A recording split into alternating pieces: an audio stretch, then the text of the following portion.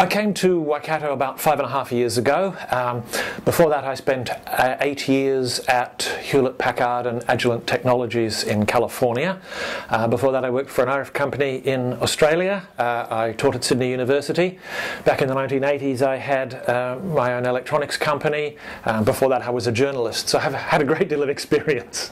When I was an undergraduate in the 1970s, we used to think that if you were a good engineer, when you died and went to heaven, you got to work at Hewlett-Packard.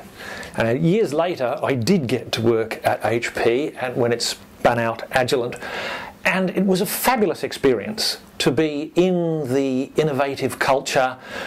It was a family. Someone actually telephoned me when I got there and said, "Welcome to the family, call us if you have any problems." Nobody had ever done that sort of thing for me before.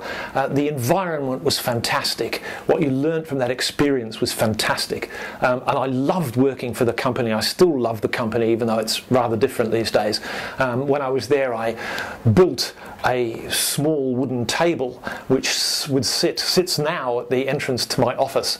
It has a small train on it which carries around a little Hewlett-Packard carriage, just as a symbol of the fact that I'd been to heaven.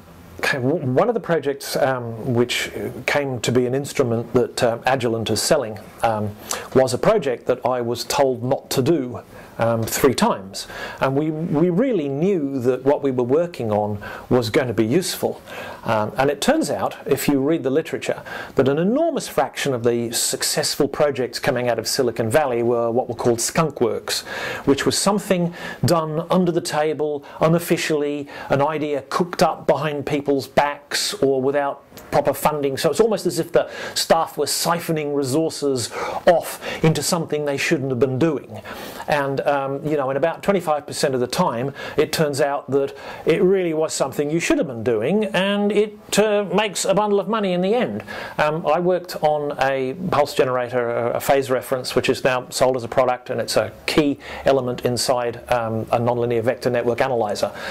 So there's a lot in developing an idea to commercialization which doesn't match the prevailing policy. It's something which the marketing department wouldn't have approved because nobody really knew they were going to use it. It was just a gut feeling on the part of some of the engineers involved that that was a really cool idea and we can't let that drop. It's too good, too elegant, too useful, and it really does turn out to be useful when you've finished.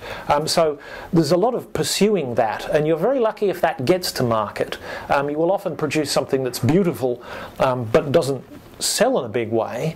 The examples of skunk works that people have loved but they nearly lost their shirt over, but it was still an extremely good piece of engineering. It's just something that failed to cross the chasm to commercialization.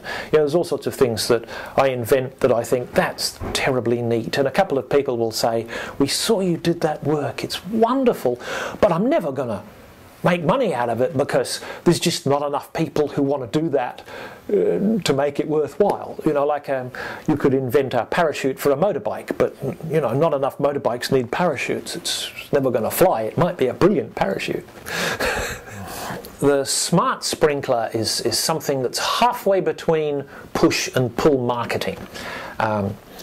You've been able to get automatic irrigation systems for years. Farmers use them. They assess the rain, the temperature, all the environmental conditions, and they can adjust the amount of watering you do on your crops, and that's fantastic because it saves a lot of money. It doesn't water when you don't need it. It waters more if the weather conditions become extreme. You can also buy tap timers like this thing here, and they're designed for domestic use.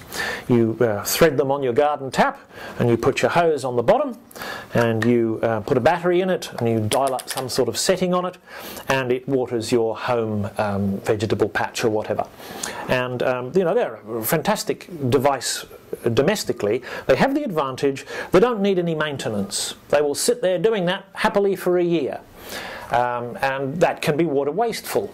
And we know that in certain places, particularly the eastern coast of Australia and California in the US, are thinking of banning the sale of automatic irrigation devices which don't take conditions into account. And it occurred to us that we could build some smarts into these devices so that they measured the sunlight and the temperature, and they can do that very robustly. They won't need any maintenance. There's no probes running into the ground, no wires to rust, nothing that fills up with water accidentally.